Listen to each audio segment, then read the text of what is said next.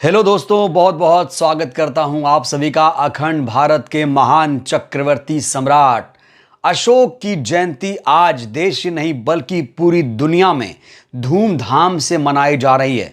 अशोक जो एक महान सम्राट थे जिन्होंने 2700 साल पहले अखंड भारत पर 32 वर्षों तक शासन किया, जिन्होंने असली मायने में इस देश को विश्व गुरु बनाने का काम किया। लेकिन अफसोस, अशोक के सच्चे इतिहास पर किसी ने प्रकाश ही नहीं डाला।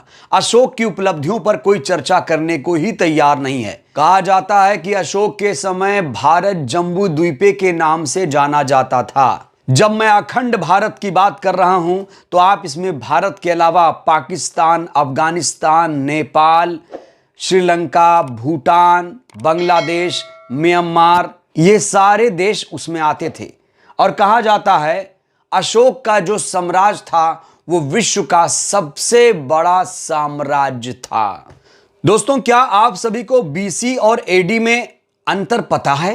मैंने कहा कि अशोक ने 2700 साल पहले इस देश पर शासन किया था। जब मैं 2700 साल पहले बोल रहा हूं तो मतलब मैं एडी ईस्वी की बात नहीं कर रहा हूं, मैं ईसा पूर्व की बात कर रहा हूं। अभी हम 2025 एडी में जी रहे हैं, लेकिन 2025 तो सिर्फ 2500 साल हुए। तो मैंने कहा 2700, तो इसके लिए आपको एडी बीसी में अंतर पता होना चाहिए। अशोक का जन्म 304 ईसा पूर्व पाटलिपुत्र, वर्तमान बिहार की राजधानी पटना में हुआ था। आज महान सम्राट अशोक की जयंती है, तो इस मौके पर कई सारे लोगों ने एआई जो ग्रोक है उससे भी सवाल पूछे हैं। 10 खूबियां ग्रोक ने बताई हैं, वो भी आपको बताएंगे। लेकिन इससे पहले हम आपको बताते हैं कि बुद्ध के बाद अशोक क्यों महान हैं। क्या उन्होंने दिया कि आज भी 2700 साल बाद भी पूरी दुनिया उनको याद करती है, उनकी जयंती को धूमधाम से मनाती है। देखिए, जो हमारा राष्ट्रीय प्रतीक है वो अशोक स्तंभ है। हमारा जो राष्ट्रीय ध्वज तिरंगा है और उसके ठीक बीच में धम्म चक्र का निशान है, ये भी इनसे ही संबंधित है। तीसरी बड़ी बात, जो हमारा राष्ट्रीय कैलेंडर है शक कैलेंडर, वो बुद्धिस्ट संवत से मेल खाता है। राष्ट्रीय पशु बंगाल टाइगर जो है वो बुद्धिस्ट का प्रतीक है। राष्ट्रीय पक्षी जो मोर है वो सम्राट अशोक का टोटम है। राष्ट्रीय फूल जो कमल है वो बुद्धिस्ट प्रतीक माना जाता है। जो राष्ट्रीय पेड़ है बरगद, वो भी बुद्धिस्ट प्रतीक माना जाता है। प्राचीन जो विश्वविद्यालय हैं जैसे नालंदा, तक्षशिला, विक्रमशिला आदि 70 से भी ज़्यादा बौद्ध विश्वविद्यालय पाए गए, बनवाए गए। जो प्राचीन लिपि है वो हमारी धम्म लिपि है, ऐसी प्राचीन लिपि जो पढ़ी जा सकी। हड़प्पा काल में जो लिपि थी, जो भाषा थी, उसे आज तक नहीं पढ़ा गया है। हड़प्पा जो काल है 5000 साल पुराना है, उसकी लिपि चित्राक्षर लिपि थी, उसे आज तक कोई नहीं पढ़ पाया। लेकिन जो धम्म लिपि है वो पढ़ी जा सकी, इसीलिए अशोक का इतिहास हम लोग जान पाए। प्राचीन जो भाषा थी वो पाली पाकित थी, इसे पढ़ा जा सका। प्राचीन पढ़ा जाने वाला जो अभिलेख था वो सम्राट अशोक अभिलेख था। सबसे ज़्यादा जो स्तूप बनवाने का रिकॉर्ड है 84,000 स्तूप, ये भी अशोक से ही संबंधित है। तो भारत को अपने खून पसीने की मेहनत से विश्व गुरु बनाने वाले अशोक इसीलिए चक्रवर्ती सम्राट कहलाए। बुद्ध वचनों यानी त्रिपिटकों की तीसरी संगीति भी अशोक जी ने ही कराई। तो सम्राट अशोक का भारत ही नहीं, जम्बू द्वीप का कण कण ऋणी रहेगा। जहां एक तरफ सम्राट अशोक की जयंती धूमधाम से मनाई जा रही, वहीं पर एआई से, ग्रोक से भी सवाल पूछा गया कि बताओ ग्रोक, 10 खूबी, अशोक की 10 खूबी क्या थी? तो देखिए क्या कहा है एआई ग्रोक ने, क्या कहा है देखिए। पहली खूबी है युद्ध से शांति की ओर परिवर्तन।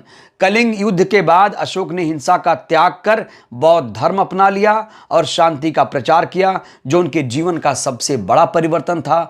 दूसरी बड़ी खूबी, धर्म और नैतिकता का प्रचार किया। उन्होंने धम्म के सिद्धांत को बढ़ावा दिया, जिसमें अहिंसा, सत्य, करुणा, सहिष्णुता शामिल थी। तीसरा, विशाल साम्राज्य का कुशल प्रशासन। ऐसा नहीं कि विशाल था तो संभाल ही नहीं पाए, उसका कुशल प्रबंधन भी किया। अशोक ने मौर्य साम्राज्य को एकजुट रखा, किया, इसे प्रभावी ढंग से शासित किया जो उस समय भारत के ज़्यादातर हिस्से को कवर करता था। हमने कुछ देशों के आपको नाम भी बताए।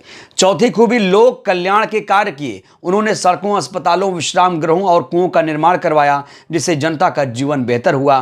पांचवी खूबी, पर्यावरण संरक्षण का काम किया। अशोक ने वृक्षारोपण, वन्य जीव संरक्षण को प्रोत्साहित किया जो उस समय के लिए एक दूरदर्शी कदम था। छठी खासियत, शिलालेखों के माध्यम से संदेश। अपने शिलालेखों और स्तंभों के जरिए उन्होंने जनता तक अपने विचार और नीतियां पहुंचाई जो आज भी ऐतिहासिक साक्ष्य के रूप में मौजूद है। सातवीं खूबी, सामाजिक सुधार किया। उन्होंने जाति और वर्ग भेद को कम करने की कोशिश की, सभी धर्मों के प्रति सहिष्णुता दिखाई। आठवीं खूबी, शिक्षा का प्रचार किया। अशोक ने बौद्ध धर्म के साथ साथ ज्ञान शिक्षा प्रसार को भी बढ़ावा दिया। अशोक की नौवीं खूबी, अंतर्राष्ट्रीय संबंध को सुधारा। उन्होंने विदेशी शासकों जैसे श्रीलंका, यूनान के साथ साथ मैत्रीपूर्ण संबंध स्थापित किए, बौद्ध धर्म का प्रचार किया। 10वीं और सबसे बड़ी खूबी, न्याय और दया का शासन।